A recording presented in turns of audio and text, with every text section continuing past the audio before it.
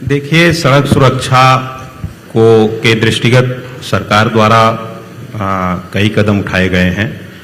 माननीय supreme court के द्वारा कमेटी ऑन रोड सेफ्टी का गठन किया गया है।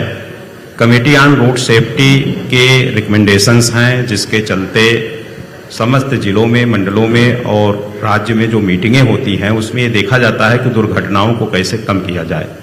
इस समय शासन का यह लक्ष्य है कि विगत वर्ष की तुलना में 50% दुर्घटनाएं कम हों और मृत्यु की संख्या 50% कम लाई जाए।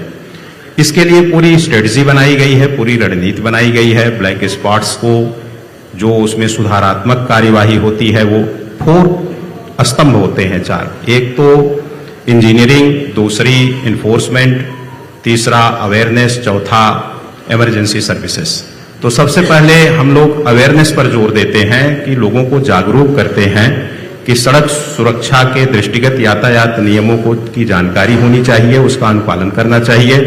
इसके लिए सारे स्टेक होल्डर्स डिपार्टमेंट जो हैं, जिसमें परिवहन विभाग के साथ साथ पुलिस विभाग है, रोडवेज है, इंजीनियरिंग डिपार्टमेंट, PWD, NHAI और हेल्थ डिपार्टमेंट है, शिक्षा विभाग है, सब संयुक्त रूप से समन्वित प्रयास करते हैं। शिक्षा विभाग का यह रोल है कि विद्यालयों में हम लोग रोड सेफ्टी क्लब का गठन करते हैं और उनके जरिए वाद विवाद प्रतियोगिता, भाषण प्रतियोगिता, चित्रकला प्रतियोगिता, बच्चों में यह कंपटीशन, ये प्रतियोगिता ली जाती है, जिससे उनको प्रोत्साहित किया जाता है। बच्चों के जरिए पेरेंट्स और फिर परिवार, समाज, देश तक ये हम अवेयरनेस पहुंचाते हैं। इंजीनियरिंग डिपार्टमेंट की यह काम है कि वो रोड इंजीनियरिंग पर जोर दे, जिससे सड़क दुर्घटनाओं में कमी लाई जा सके, ब्लैक स्पॉट्स दूर हों, साथ ही साथ अंधा मोड़, साइनेज, रंबल स्ट्रिप्स और edge line, divider, zebra crossing, सारे मानकों का अनुपालन किया जाता है। अवेयरनेस एंड इंजीनियरिंग के बाद इन्फोर्समेंट में यह है कि पुलिस विभाग, परिवहन विभाग दोनों चालान करते हैं, गाड़ियां सीज भी करती हैं और इस समय मोर्थ के निर्देशानुसार राष्ट्रीय राजमार्ग सड़क मंत्रालय के द्वारा तमाम अभियोगों पर ढेर सारे ज़्यादा संख्या में जुर्माने भी आरोपित किए जाते हैं। तो उसका एक कड़ा इन्फोर्समेंट हो, जिससे लोगों में सुधार आ सके और वे यातायात नियमों का अनुपालन करें। साथ ही साथ एक इमरजेंसी सर्विसेज है, जो ऐसा अभी डॉक्टर साहब ने कहा कि गोल्डन आवर में जो 1 घंटे का पीरियड होता है, उस अवधि में कहीं भी कोई दुर्घटना होती है तो घायल को कोई पहुंचा देता है अस्पताल में, नियरेस्ट हॉस्पिटल, चाहे वो सरकारी हो चाहे प्राइवेट हो, तो पुलिस उससे पूछताछ नहीं करती है। माननीय सुप्रीम कोर्ट का यह निर्देश है कि किसी भी घायल व्यक्ति को जो नेक आदमी पहुंचाता है उससे कोई पूछताछ नहीं होगी, उसमें कोई मुकदमा नहीं होगा, उसे बल्कि प्रोत्साहित किया जाएगा और यह पुरस्कार स्वरूप 5,000 रुपए की धनराशि परिवहन विभाग से निर्गत होती है, जो दिया जाता है। उसको नेक आदमी कहते हैं, दैट्स कॉल्ड गुड समैरिटन। तो ये जो 4 स्तंभ हैं, वो रोड सेफ्टी, अवेयरनेस और सड़क सुरक्षा नियमों के प्रति लोगों को जागरूक करने के लिए और साथ ही साथ जो रोड इंजीनियरिंग आदि कमी है उसको दूर करते हैं, जिससे सड़क दुर्घटनाओं में कमी लाई जा सके और साथ ही साथ मृत्यु दर में कमी लाई जा सके।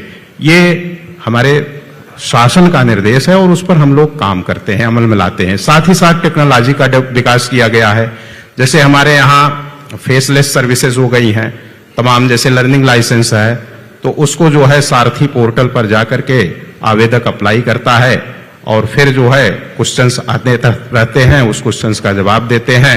60% उसमें पासिंग मार्क होता है, 20 क्वेश्चन में 12 क्वेश्चन सही करने के बाद उनका जो है पास हो जाते हैं और लर्नर लाइसेंस अपने आप वो निकाल सकते हैं प्रिंट आउट। 1 महीने बाद 6 महीने के अंदर, यानी लर्निंग लाइसेंस के 1 महीने के बाद और 6 महीने के अंदर परमानेंट लाइसेंस अप्लाई करते हैं, परमानेंट लाइसेंस बनता है। उसके लिए तमाम अब इंस्टीट्यूट्स खोल दिए गए हैं, जैसे विभिन्न जनपदों में, मंडलों में DTI है, ड्राइविंग टेस्टिंग इंस्टीट्यूट, ADTI है, अभी ADTT की बात चल रही थी।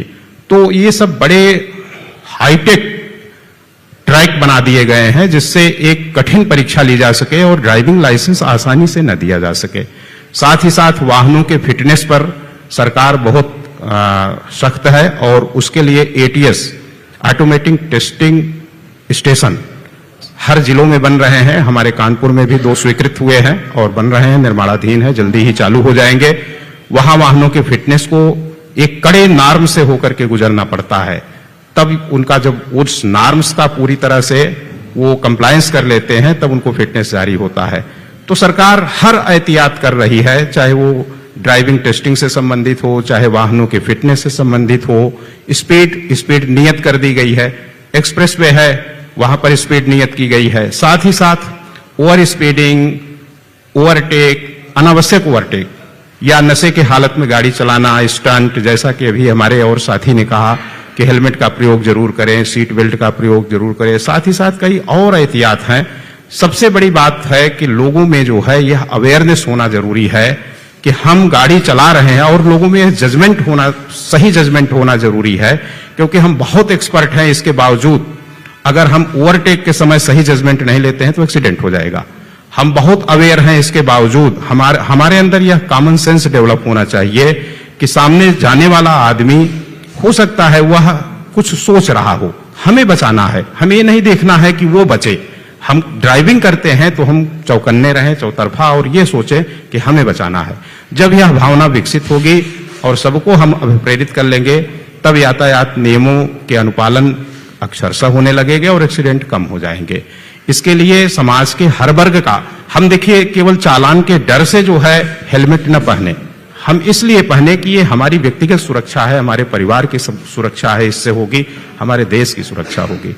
यह भावना जब विकसित होगी, इसमें पुलिस और परिवहन विभाग ही नहीं, हम आम जनमानस से सबसे अपील करते हैं कि वे स्वतः यातायात नियमों का अनुपालन करने और उसे अवेयरनेस, जागरूक कराने में स्वयं अभिप्रेरित हों और लोगों को अभिप्रेरित करें।